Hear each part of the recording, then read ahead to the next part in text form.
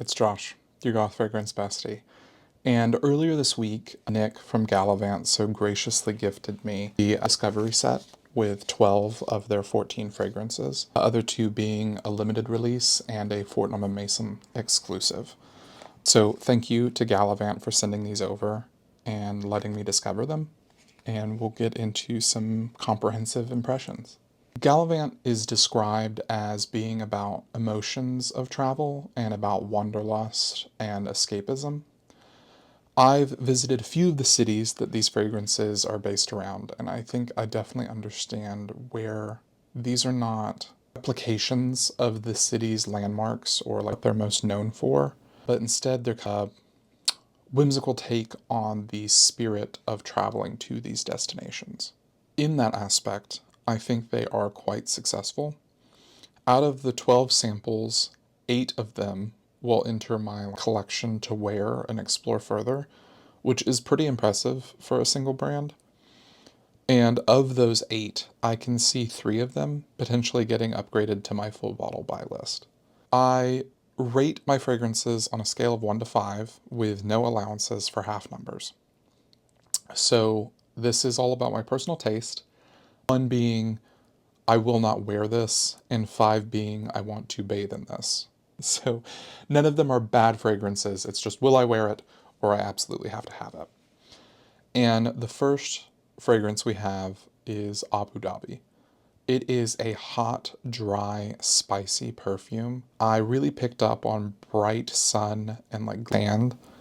Very much a summery desert of an influenced scent. I found a lot of the spice and the cypress coming out of it. It almost fits the framework of like a Shifra to me. It comes off very classic and masculine. It's refined. I find it very warm.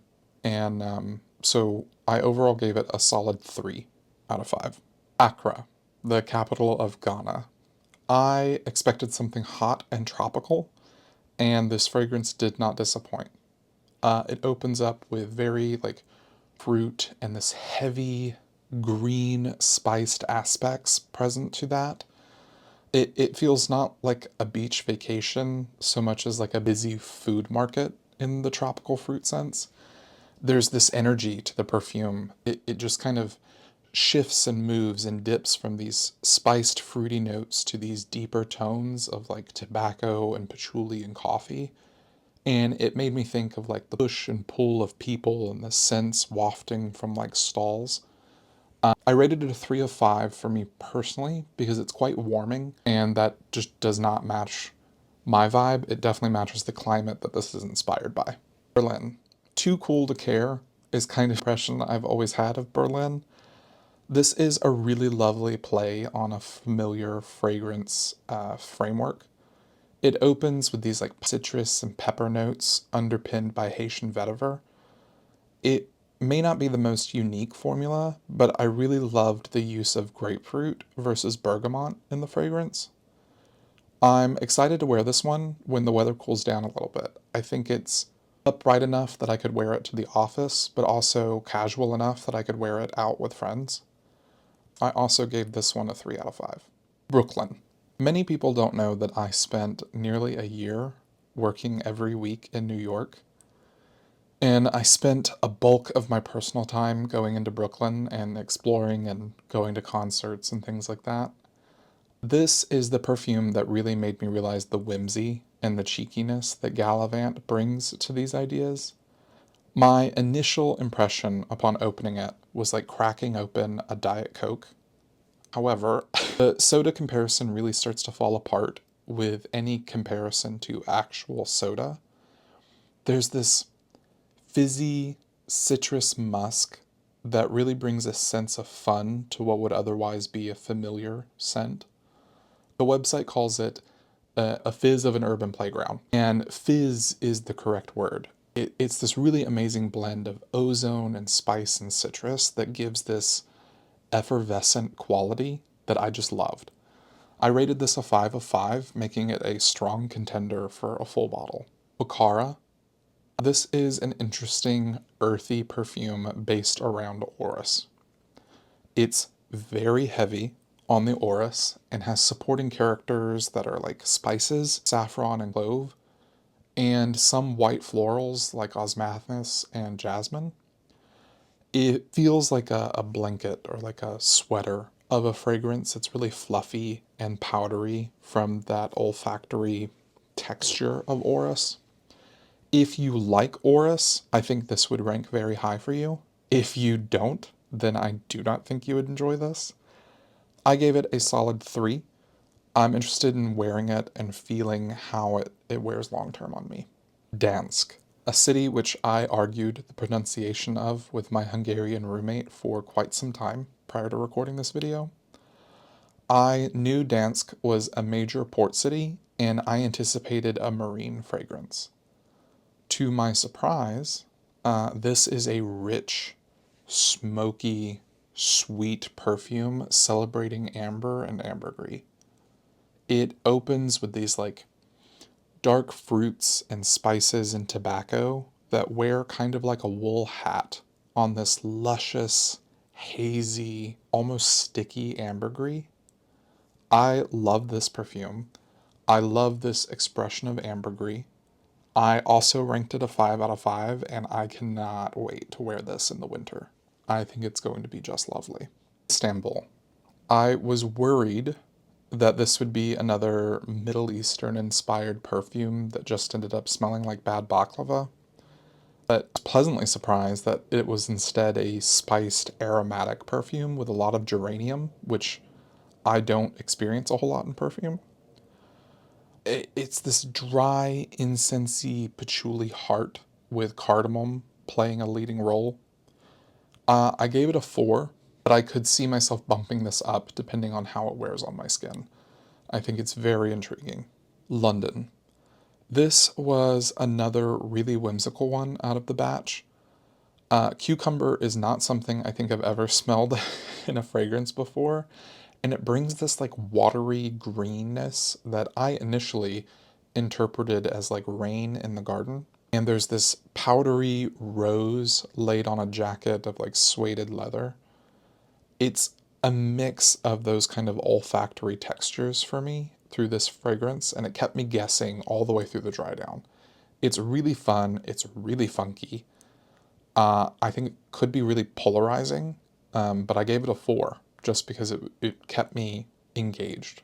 Los Angeles. A lot of times when I say a perfume smells rich, I mean that in an old world way.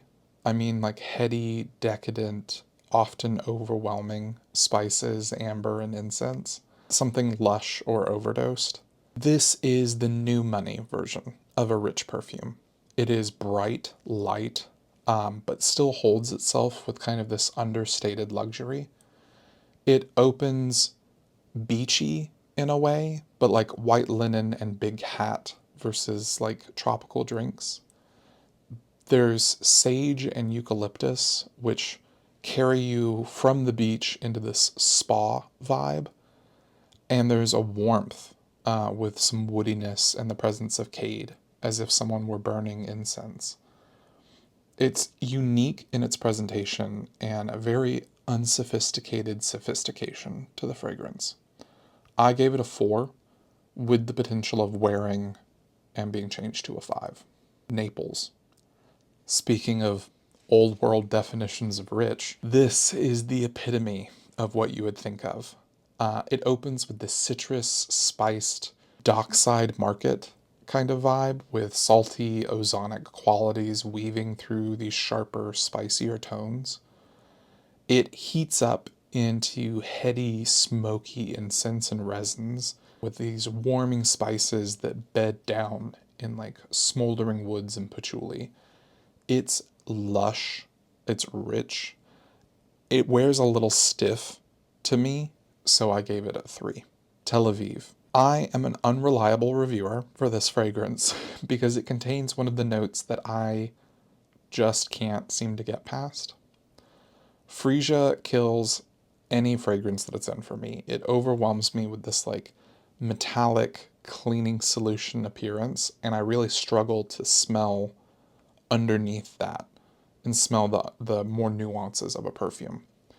So I really tried to get into it and smell some of the jasmine and the deer's tongue and things that sound really amazing in this fragrance, but I just could not. So I gave this a 1 due to that. But if you like white florals and you like freesia, this would probably rate much higher for you. Tokyo. This is a fun one. I think of it a bit like a journey through the night markets of Tokyo. It opens very spicy citrus, almost sour. That's like bright neon green with yuzu and peppers.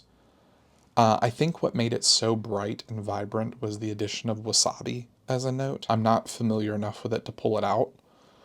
But from there, you take this stride through the night market made of like hinoki and cedar and incense with these pops of rose and iris and spices.